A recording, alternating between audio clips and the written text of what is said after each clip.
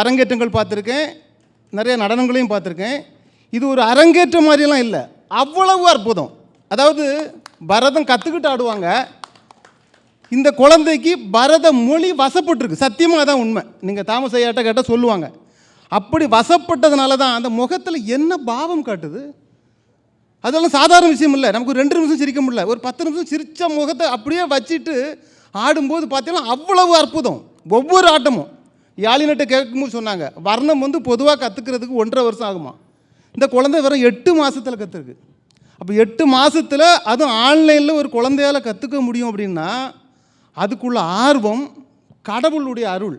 அது இல்லைன்னா அந்த ஒவ்வொரு அசைவுகளும் பார்த்தா, நீங்கள் கோயில் சிற்பத்தை பாருங்கள், இந்த பொண்ணு எல்லாமே உங்களுக்கு யூடியூப்பில் கிடைக்கும், அதை பாஸ் பண்ணி வச்சுட்டு பாருங்கள், ஒரு பிசகு கூட இல்லை. அவ்வளவு அற்புதமாக அந்த பொண்ணு ஆடி இருக்கு. அந்த மோகனத்தை அந்த முகத்தில் காட்டிச்சு பாருங்கள். உண்மையில் இந்த சின்ன வயசுக்குள்ளே அந்த